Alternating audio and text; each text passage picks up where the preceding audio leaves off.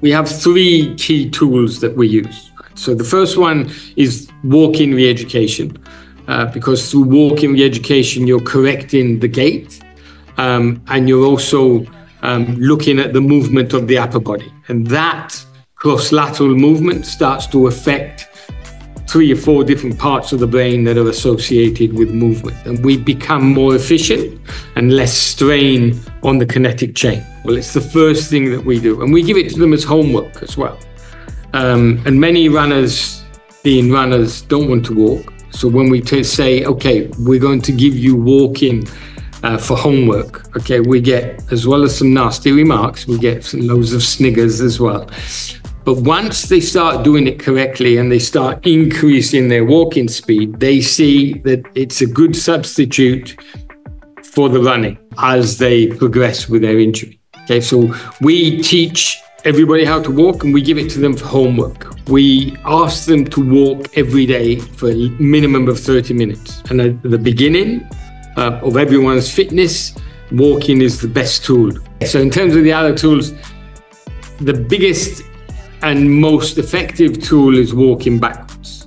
And walking backwards it sounds like it's a mirror image of walking forwards, but it's not. When you're walking forwards, you should be walking heel toe, so the heel touches first and then you toe off.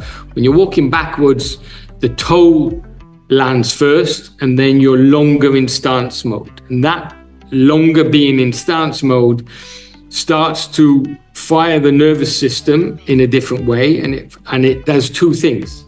The first thing is it inhibits the pain, so it unloads the joints on the ankles, the knees, the hips, and the lower back. We use it generically as a pain inhibitor to allow people who have pain to start moving and being able to get the confidence that they're not going to be in pain. But also it's great for gait re-education and really good for when you're talking about neurological issues, when you're talking about stroke patients, when you're talking about brain injuries and brain trauma as well. And you're working 2 to 3 times metabolically harder, but you're unloading the body weight on the joints by 2 to 3 times as well.